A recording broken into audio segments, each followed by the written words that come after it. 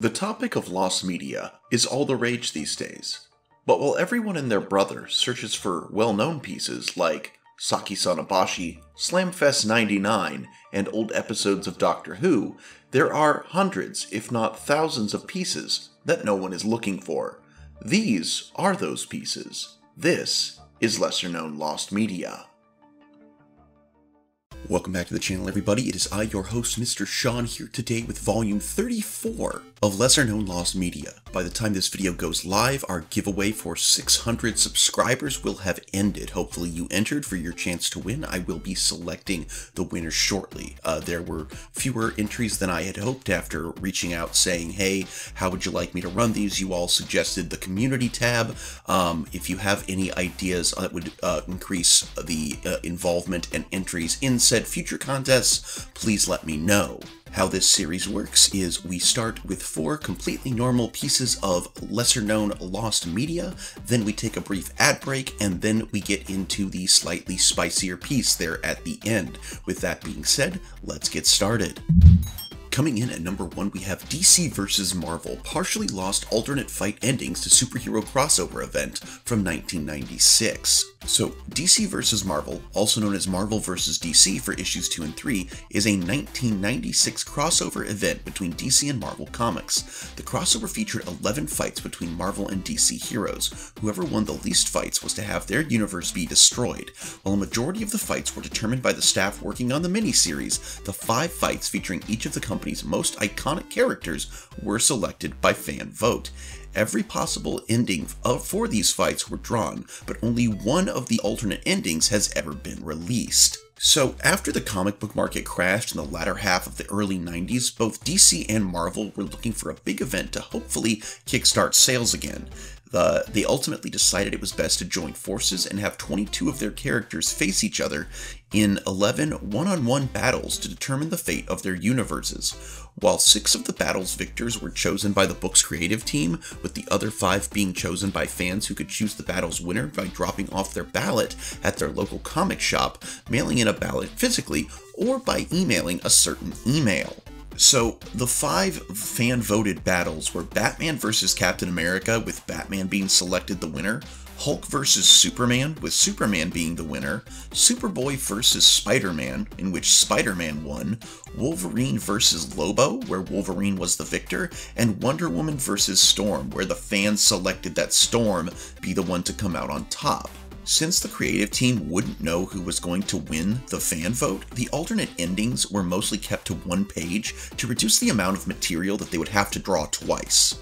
As to the availability of these alternate endings, while Ron Mars has released the page from the alternate ending of Hulk vs. Superman fight, no pages from the other alternate endings have ever been released, and with being a crossover between 2 companies who seem to have little interest in releasing them, an official release does seem unlikely. I find this one interesting because you see all the time these days on like YouTube community pages, someone will put up a poll like, who wins Iron Man versus Batman, or Wolverine versus Moon Knight, and like, well, and that's a bad example, but you'll see like Marvel and DC characters, or even just DC and DC or Marvel and Marvel characters pitted against each other for a fan vote on who would win. And it's interesting to think that in a time nowadays, everyone accuses the comic book companies of not caring about the fans, and there was a time that they were so desperate for sales that they actually went to the fans for ideas. I just find it interesting.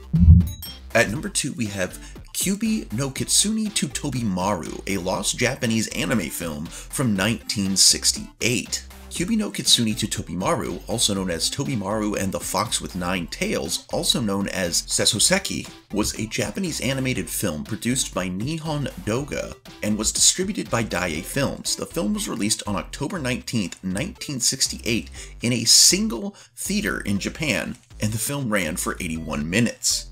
In this movie, Tobimaru is the young emperor of Japan. He meets a mysterious woman named Tomamo. After successfully seducing Tobimaru, she brings great misfortune onto the land.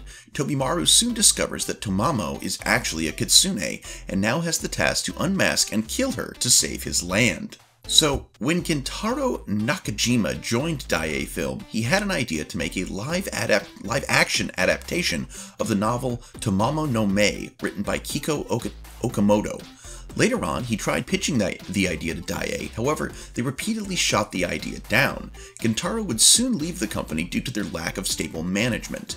Gentaro took it upon himself to produce the film, and so using his own money and help from Toei Animation to produce the footage and a script by noir writer Hideo Suzuki, he completed the film. However, he still needed a distributor, so in a complete act of faith, he got Daiei Film to distribute the movie. Unfortunately, the film, due to poor advertising and poor handling by Daiei, was only screened in a single theater. The film was a box office bomb, not surprising, and ultimately was forgotten about. Gentaro Nakajima, being severely disappointed with how the film did, left the movie industry soon after to get into politics. That's like a parent's best dream ever. Screw you, Hollywood or Japan film industry, I'm gonna go be a politician. But all jokes aside, after the film had left theaters, Gentaro Nakajima kept the original negatives. After his passing, his son would be given all of his materials, including the negative.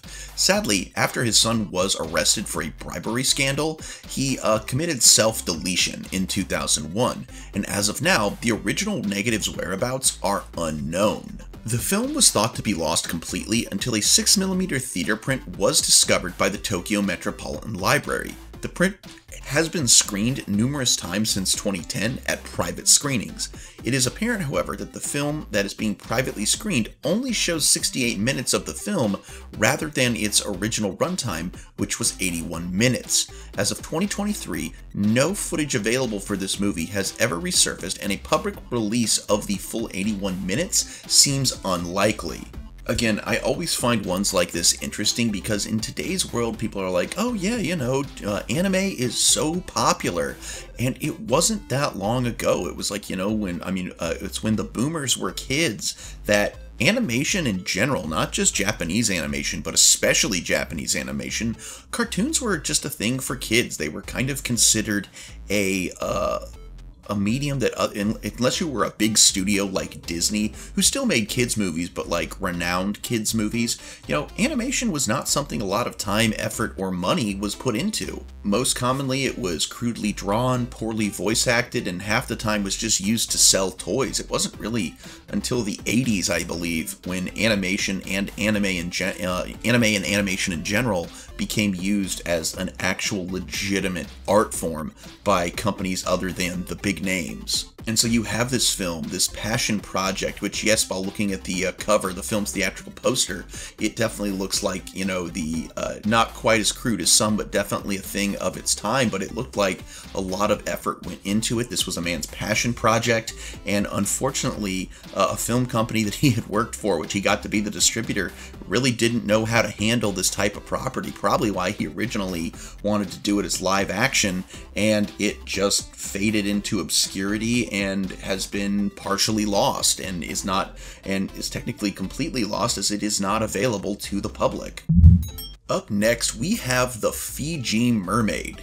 Lost fake cryptid taxidermy from the late 1800s. Now, this one, I don't know, this one might be cheating as part of lesser known lost media. The media itself, I don't believe, is lesser known. I mean, most people, I think, have heard of the Fiji Mermaid, but a lot of people don't know that the original is missing. So I think this one does technically still count. It's not a lesser known piece of media, but its status as lost, I believe, is lesser known. So this one is the lost part is the lesser known part of this one. Either way, it's one of my favorites, so I'm going to include it here.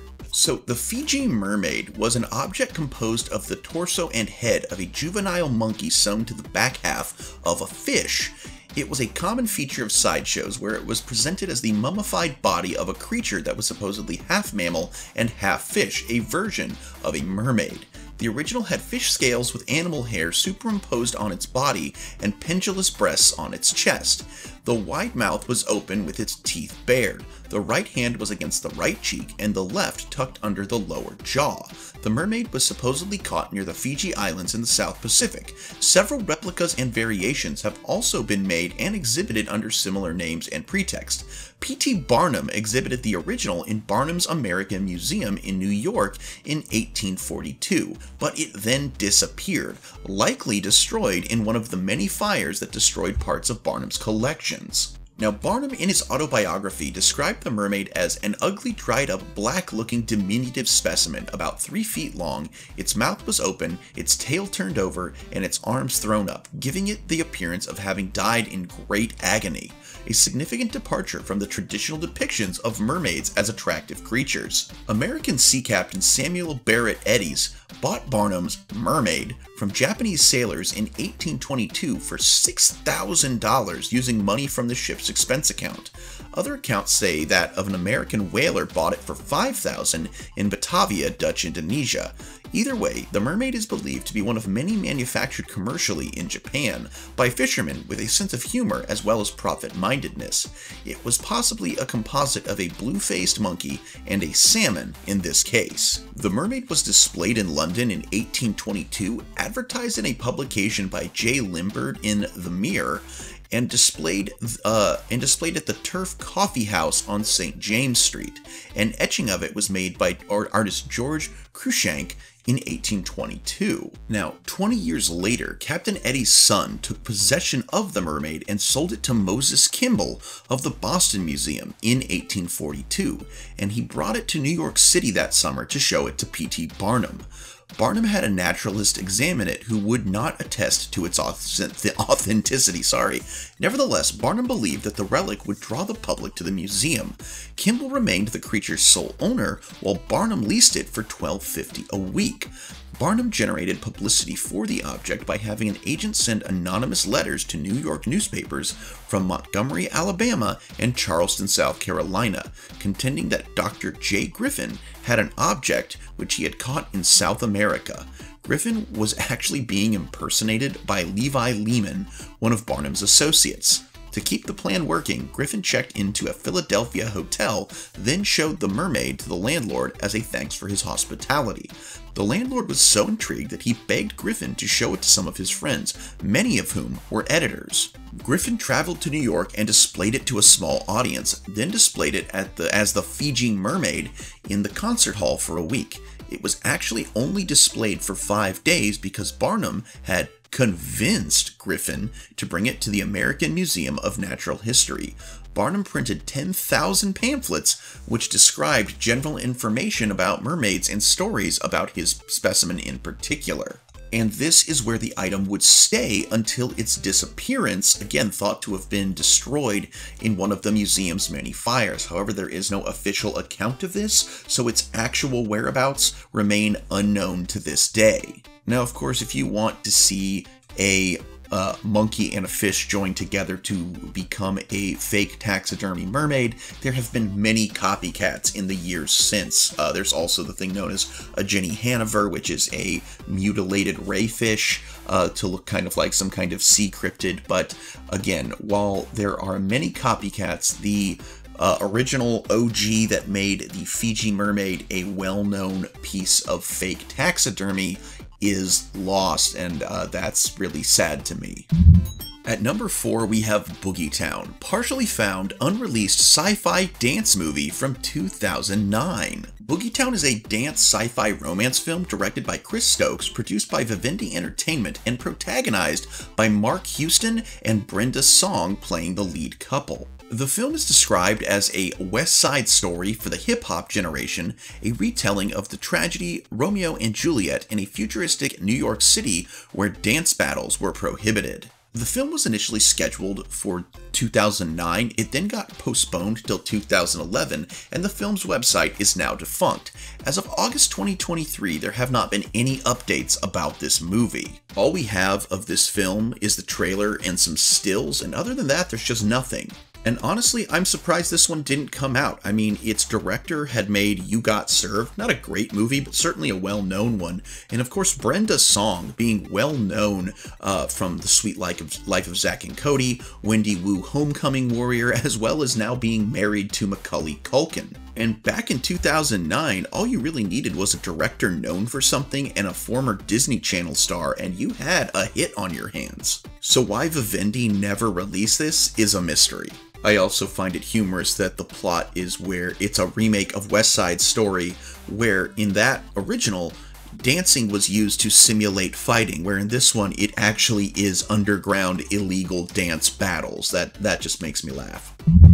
Alright guys, that was our fourth piece. You know what that means. Now it is time for the ad break. As you probably know by now guys, I'm Mr. Sean. I make miniatures as well as YouTube videos, and originally these YouTube videos were a way for me to advertise my miniatures. The channel has been growing, so I've stepped away a bit from the miniatures. Of course, I still sell them on eBay and Mercari, as well as taking commissions. However, this channel has grown a lot in the past year. We got up to 600 subscribers. Thank you so much. And usually when we reach a milestone like that, I do a giveaway. And unfortunately, these giveaways where I give away free miniatures have not been seeing a lot of participation. So I just kind of want to reach out to you right now and say, what do you want me to do for the milestone giveaways? What would you want to receive? If you don't want a mini, do you want a channel membership for a month or something? What? Just let me know in the comments what you would want to see as a giveaway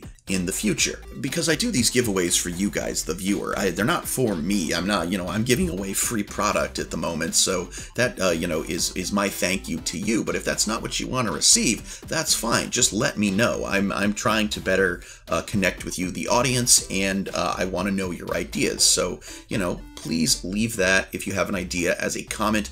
Also, please be sure to hit the like button. I am really trying to get a video up to 100 likes. It's something that this channel, even with our 600 subscribers, has yet to accomplish. Also, if you've made it this far, you're 16 minutes in, hit that subscribe button if you haven't already. Clearly, you enjoy the content enough that you probably want to see more. I make usually at least one Lost Media video a week, and then 1 to 2 other videos on whatever I feel like. Sometimes I will do a poll to see what you want to see, but usually it's something like a creepypasta, a neckbeard post, or an Am I the A-hole video, So I also have a fun Whiskey Ramblings series that I haven't done in a minute, but I want to get back into it. But all that being said, guys, thank you so much for watching. Please be sure to keep watching, tuning back into the new videos. Again, 2 to 3 videos a week. And with that being said, let's get to our 5th and somewhat spicier piece of Lost Media.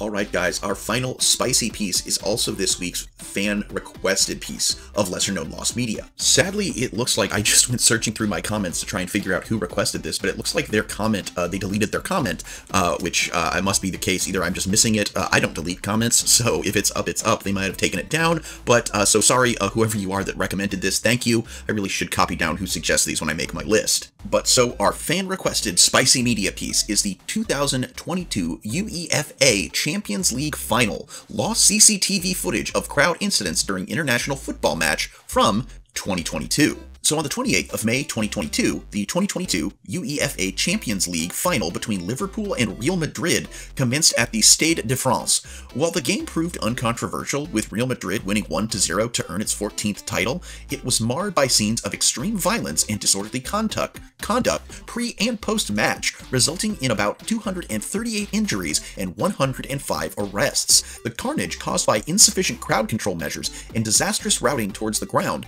produced a severe blockage outside the stadium and delayed kickoff for 36 minutes. A failure in policing also enabled local gangs to commit widespread attacks, muggings, and SA on fans leaving the ground post-match. UEFA and French authorities initially blamed Liverpool fans for attempting to breach the stadium with fake tickets, but official reports declared there were inadequate safety and security provisions heading into the match.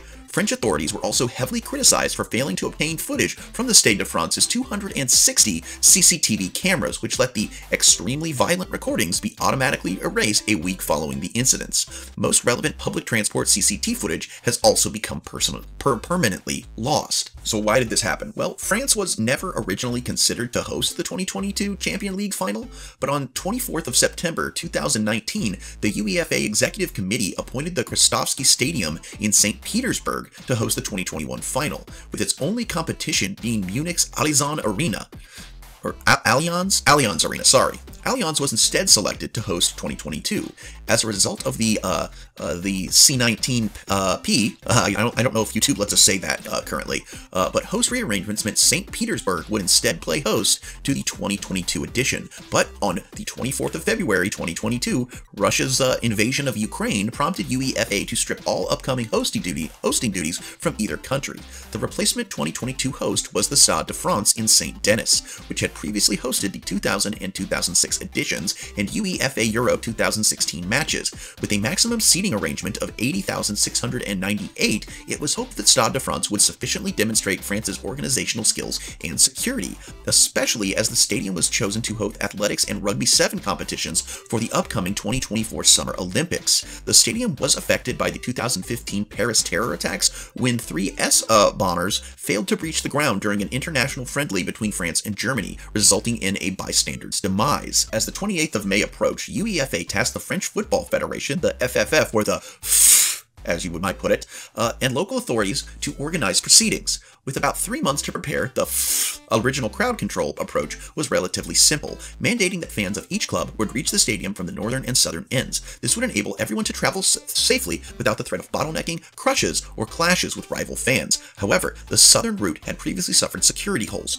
During the 2016 Coupe de France final between Olympique de Marseille and Paris Saint-Germain, inadequate safety provisions meant frequent clashes between fans, bottlenecks, and major failure to detect contraband despite extensive security checks, which fueled the resulting violence. The 2022 final on the 7th of May featured Nice against Nantes, I don't think I pronounced that right at all, was also hit with bottleneck problems when Nice fans were misdirected to the wrong turnstiles. Said final was used to identify security and organizational concerns that could affect the Champions League final. As the Champions League final was obviously a bigger event, French police concluded 5 days before kickoff that the southern route was inadequate. Thus, Liverpool fans would instead be instructed to harness an alternative route. This course would involve walking through the streets of St. Denis before reaching an A1 subway that would directly guide them to the southwest side of the stadium, with them also traveling through a checkpoint designated as Additional Security Perimeter Entrance 3, ASP3. Meanwhile, Real Madrid fans would travel through the usual northern route. Both sides were also allocated fan zones at the Cours de Vincennes and Parc de la Maison d'Éducation de la Légion d'Honneur respectively. Liverpool fans going to the Cours de Vincennes route were expected to travel 7 miles towards either the La Plaine or Stade de France Saint-Denis train stations. In contrast, the anticipated 6,000 Madrid supporters traveling through Parc de la Maison could reach their destination in 15 to 20 minutes via walking or harnessing public transport, with at least 7,000 police officers protecting the zones and stadium. 260 CCTV cameras at the stadium to record and deter criminal actions, and the Liverpool fan zone boasting a capacity of 44,000. It appeared security was adequate for the event. However, reality proved significantly different. I do hope you followed me on all that, and I apologize for my terrible French accent. So, problems started even during the pre-match. So for the majority of Real Madrid fans, the path towards the Stade de France saw them reach their seats by the planned kickoff time of 9 p.m. CET. However, security and organizational flaws did emerge. Some French individuals infiltrated the zone to commit assaults and theft of valuables. Available footage showed some of these men being arrested and battered by riot police. Problems also arose during ticket inspections, which were described as slow and sometimes inaccurate. The main cause surrounded using pen markers, which meant it often took minutes to verify tickets instead of the usual seconds, with further delays caused by frequent false positives of otherwise legitimate tickets. As inspections were slower than anticipated, it triggered bottlenecks caused by those arriving by subway exceeding the number entering the stadium. According to one eyewitness, the threat of human crushes was high. Amidst the panic within the narrowing walkway, thieves pickpocketed mobile phones, some of which contained e-tickets. Others ended up off course alongside lost Liverpool fans. Yeah, years and years ago, I went to France, and that was the one thing they told us: always be aware of pickpockets, especially in Paris. Apparently, it's very prevalent there. But things were even worse on the Liverpool route, which began with the railway system. The liaison group meeting held on the 3rd of March between UEFA and key French stakeholders concluded that Liverpool fans would travel via 2 lines, the RER-B to La Plaine and RER-D to Stade de France Saint-Denis. However, B was hit by both engineering works and sudden strike action. Thus, the decision was made to redirect most fans to D, resulting in around 36,000 arriving via the route compared to just the 6,200 from B. Worse still, the fan zone was also dangerously overcrowded, with an estimated 50,000 people. The zone consisted of fans with tickets and supporters seeking to potentially buy last-minute tickets, or at least enjoy the atmosphere, watch the game via big screens, and tour France. The UCLF 22 independent review later determined that the closure of B was unnecessary, as despite the strike action, it only lost 20% of its capacity. The supporters were then directed through the St. Denis streets. Because the rerouting was hastily conducted, there was inadequate signage directing people to the new course. One roadside also misled spectators into taking the wrong course towards the stadium. Other fans became completely lost and ended up with Real Madrid counterparts in a different queue altogether. Most fans traveled through the narrow A1 subway. It soon became apparent it was inadequate to funnel through excessive numbers of supporters, something that also plagued the 2006 Coupe de France final that had been raised in a meeting a day prior.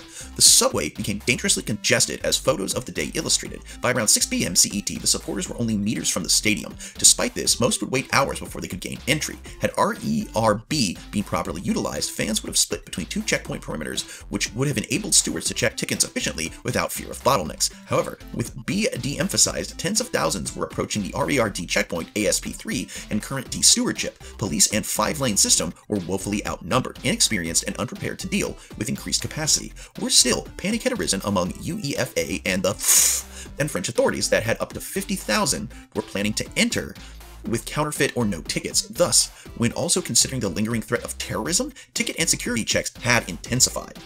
Travel between the subway to the stadium soon grounded to a halt. Inspections were slow, like on the Real Madrid side, and while some unauthorized fans were detected, the checkpoint lacked proper means to remove them from the vicinity. By 6:19 p.m., a massive bottleneck containing around 15,000 formed, which worsened 20 minutes later and forced some spectators onto a nearby road. The conditions became especially cramped by the presence of parked police vans. Designed to prevent vehicle terrorist incidents like the 2016 Nice lorry attack, it also resulted in supporters being boxed in. Suddenly, the possibility of a human crush was rife, fueling intense panic within the queue. Among those in the bottleneck included some individuals who attended Hillsborough Stadium on the 15th of April, 1989, which saw the deaths of 96 Liverpool fans from a human crush at the Leapings Lane stand. Some were also forced to climb over a wall which barricaded the checkpoint, creating the risk of people being trampled. Others were apparently redirected to the additional security perimeter entrance for ASP4, which, despite being considerably safer and able to deal with larger than expected crowds, was barely utilized for this event.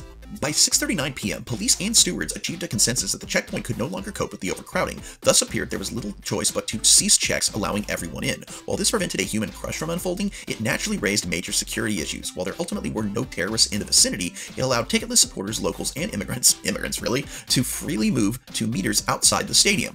The local residents had bypassed ASP checks via the Avenue du General de Gaulle, which was allowed to remain open despite the hazard it posed and with little police presence. Others got through via shops, public buildings, and even a construction site. As fans reached the turnstiles, they were shocked to discover they had been shut because ASP3 had failed to prevent unauthorized individuals from reaching the stadium. Police and stewards closed the turnstiles to assess the situation. Suddenly, the human crush threat returned as queuing fans began to be pushed into the stadium's turnstiles, gates, and fences. At least 400 locals committed widespread attack, muggings, and theft within the stranded crowd, including to obtain tickets and phones.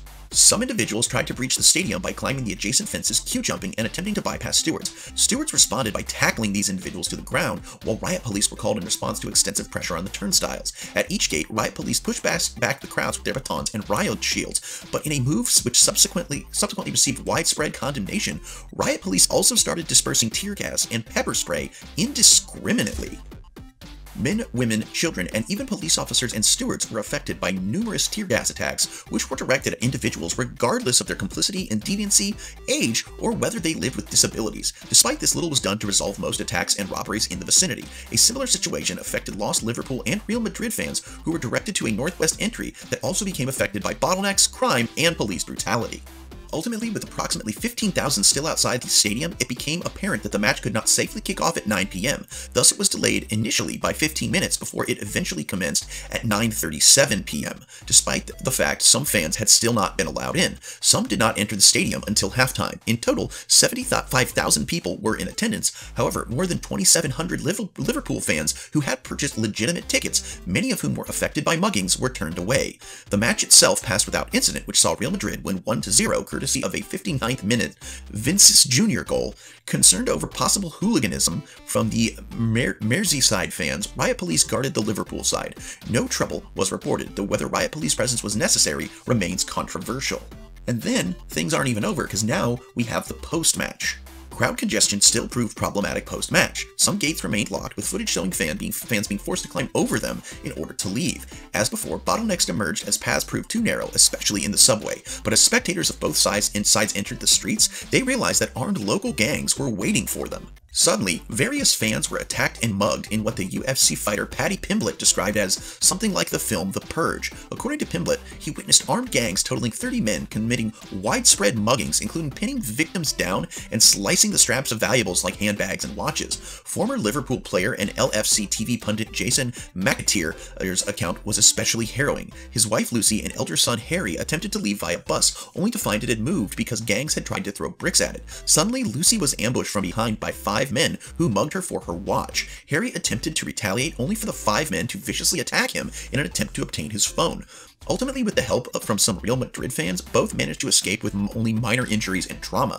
Several of McAteer's friends were also attacked while heading back to the metro. Those traveling to the nearby train stations and car parks were the most likely target of the gangs. Patrice Ribeiro, head of the police union's Synergy officers, stated the situation went out of control as local deviants were soon joined by international and other ultra-violent groups. The criminals showed no mercy and attacked vulnerable groups like children and old and disabled people in rampant attacks that saw many lose valuables, clothes, and other belongings.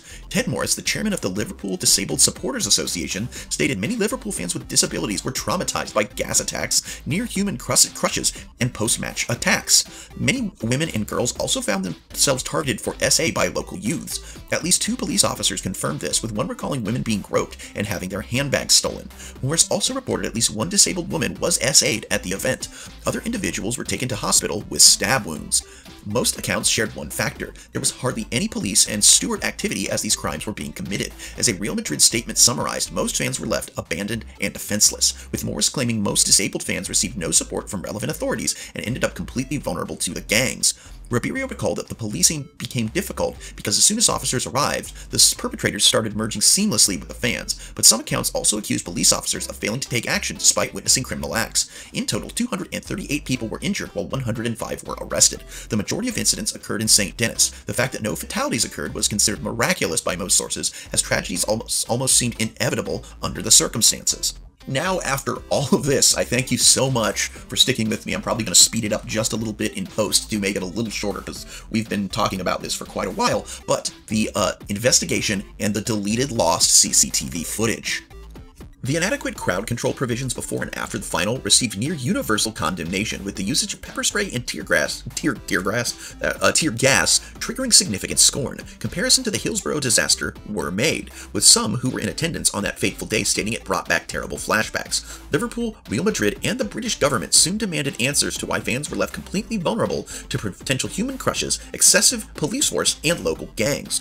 Following the match, the UEFA and the French government defended police actions at the event. The initial explanation of the game's delay was the late arrival of fans, which was then changed to a security issue. UEFA and the later claimed that between 30,000 and 50,000 Liverpool supporters had shown up without tickets or were affected by an extensive counterfeit ticket scheme that affected 70% of supporters. France's Interior Minister Gerald Darmanin, primarily blamed Liverpool's paper tickets for the large-scale fraud, something he believed only affected English clubs. Notably, Liverpool's official tickets were paper-based, while Real Madrid fans were allocated electronic ones.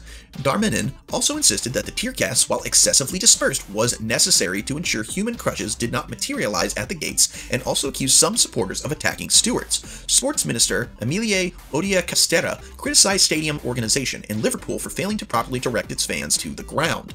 These comments provoked anger from Liverpool and their fans, with some claiming that it resembled the victim blaming following the Hillsborough disaster. While tear gas usage could certainly be justified on otherwise rowdy supporters, numerous accusations arose that gas and pepper spray were indiscriminately used on innocent and vulnerable individuals. Additionally, Liverpool fans' behavior was defended by Merseyside police, who deemed it exemplary considering the dangerous situation involved. Further, an investigation by the New York Times concerning illegitimate tickets questioned Darmanan's 30,000 to 40,000 claim, stating that its own investigation into official numbers found only 2,589 tickets were actually denied. While it notes that this still exceeds the typical level of previous finals, there is also the possibility that the numbers include some tickets that were repeatedly denied. All this led to This Is Anfield to accuse UEFA of forging and a cover-up. On the 4th of June, UEFA officially apologized to Liverpool and Real Madrid fans, subsequently promising an independent review.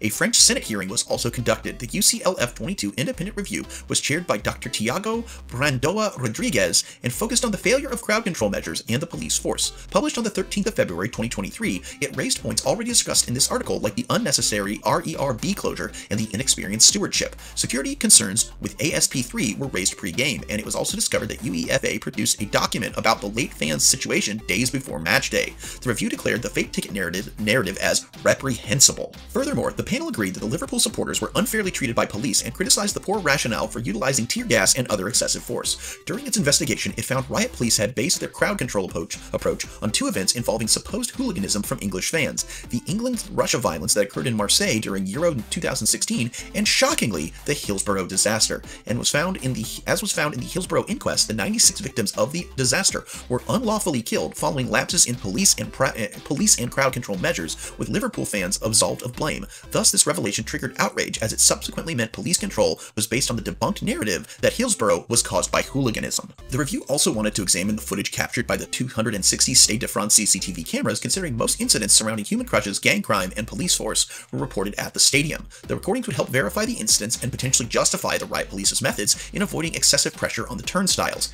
It is known that the head of institutional relations, Erwan Le Prévost, had viewed what he defined as extremely violent surveillance images. However, more controversy arose when it was revealed the CCTV footage no longer existed. According to Prévost, during the French Senate hearing, the needed a public prosecutor to request the tapes be seized. As this did not occur, the footage lingered until a week following the event before it was automatically deleted. The news provoked further outrage on how critical evidence was left to self-destruct, with some also claiming the incident was very similar to stolen CCTV footage of Hillsborough. Additionally, the independent review concluded that the UEFA and the French legal system failed to properly request the tapes, and also criticized Stade de France for not properly storing the records. Other CCTV sources were examined. On the 11th of June, the Daily Mail reported that whereas Metro line footage had already been deleted, surveillance recording from the Société Nationale des Chemins de Fer Français, SCNF, I'm really bad at French, guys, sorry, cameras had been securely recovered. The SCNF and the Régie Autonome des Transports Parisiens, RATP, were the primary train operators harnessed for the final, and may have recorded delinquency as people made their way from RER stations to Stade de France. SNCF, in particular, had placed cameras near the Stade de France. According to a source from the Babinji Judiciary, the records were obtained a few days prior and may have captured additional examples of unlawful violence from police, fans, and gangs. But during a French Senate hearing, Sylvie Charles of SCNF brand Transilien revealed that the SCNF recordings were partially lost, as they had begun to auto-delete on the 1st of June when the footage was finally requested. Meanwhile, RATP's Philippe Martin revealed his company also received a late request for footage retention. Unlike SCNF, which kept its videos for beyond the usual 3 days in response to trouble reported at St. Denis, RATP had no compulsion to retain its footage. Thus, all RATP's surveillance recordings are completely lost. The surviving SCNF footage did capture some minor incidents, but nothing of significant importance. The independent review ultimately cleared Liverpool fans of any blame for the crowd control fiasco. Instead, it partially held that the FFF and French police responsible, but concluded UEFA, as event organizers, was the most accountable. It declared that it was exceptionally fortunate nobody passed away, as the lapses in routing, crowd control measures, stewardship, and policing meant fans from both clubs were at risk. Similarly, the French Senate stated in its Champions League final an unavoidable fiasco report that not only had police use excessive force on innocent and otherwise vulnerable people, it had also failed to tackle the gang attacks that occurred before and after the match. The independent review published 21 recommendations for safety and security management at future UEFA finals. Among them included host stadiums being designed with security and crowd guidance in mind, that crowd control measures are focused on guaranteeing security over anticipating disorderly conduct, additional safe accessibility services for disabled fans, ensuring that all relevant CCTV footage is properly retained, and mandating electronic tickets. A year following the incidents, UEFA published its latest major event security plan. UEFA also announced that all 19,618 Liverpool fans who purchased official club tickets and some Real Madrid supporters would be entitled to full refunds. This was rejected by Real Madrid, who deemed all its fans were eligible for refunds, among other compensation, as they felt everyone was affected by the delays and security lapses. UEFA and the FFF had additionally been criticized for the last-minute demands to redact key evidence and hide the identities of involved staff from the review report. In September 2023, former UEFA Operations Director Sharon Burkhalter-Lau alleged some UEFA provided evidence was completely false. She claimed the organization had manipulated evidence so that it blamed UEFA events and protected the interests of its safety and security unit, which had failed to attend meetings regarding the final safety measures. UEFA later denied the allegations, including rubbishing whether its actions were motivated by the friendship between its president, Alexander Krefin, and the unit's leader, Zelichko Pavlika. So as to the availability of this footage, because of the failure to obtain the recordings, the Stade de France CCTV footage captured that day will remain permanently irrecoverable and provides a key lesson regarding the importance of security tape retention and preservation. A similar fate befell the RATP Metro and most SNCF footage, the surviving clips from the later having not yet been publicly released. Nevertheless, the numerous fan recordings plus tapes captured by media outlets and other official sources that have since been shared on social media platforms like YouTube help to illustrate the chaotic nature outside Stade de France from various perspectives. Alright guys, back to normal speed. Sorry about that. That one got a little bit away from me. That one's a pretty long one, but it was very interesting, was it not? So in a lot of cases, we have lost media that gets lost due to incompetence, due to just, nobody thinking things mattered, and ultimately because whatever the piece of media was not profitable. And honestly, in this case, there's similarities, but there's kind of a more malicious tinge to it. This media, lost media of footage of essentially an atrocity and a complete failure on part of both an organization, a city, and its law enforcement is due to a couple of things. First and foremost, incompetence. Like 100%, they even knew some of these issues ahead of time and chose not to do anything about them. And then two, greed. Rather than media being unprofitable, and that's why it's lost, so the media itself in this case not being profitable, but they went ahead with this event despite the fact that they were completely unprepared for it, out of greed. These championships bring a lot of money to whatever city, whatever stadium they take place in, and they wanted that. And then when it all came back to bite them, they took steps, it seems, to ensure that there was not enough footage to fully come at them, even though in the end there kind of was. So it seems like they actively tried not to allow media of their incompetence to see the light of day.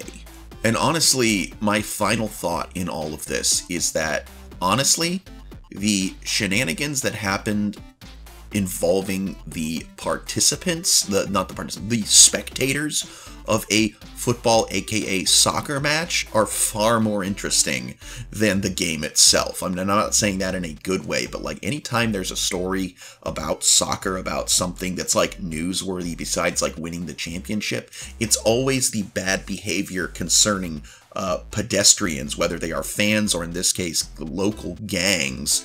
It seems that just soccer initiates violence not from the players themselves, but rather the people, the spectators, and the people surrounding the spectators. Like the fact that they had to have two separate entrances so that Real Madrid fans and Liverpool fans didn't have to interact. Like that's a lot of bad blood. And I mean, yes, we see that in other sports, but not nearly to the extent we seem to in soccer. And as an American, I just find soccer very boring, so I don't fully understand why people in other countries get so worked up about it, but I don't like sports in general, so I don't know. And that's going to be the video, guys. Wow, I can't believe that I've done 34 of these already. Again, before I forget, because I have a bad habit of forgetting till the very end, thank you so much to my beloved members and patrons. So far, not that many, but we are a small legion, but a mighty legion, and that is, of course, J-Dog and SJ Drifter 72. Thank you both so much. They are both members of the Beta Club tier over on Patreon.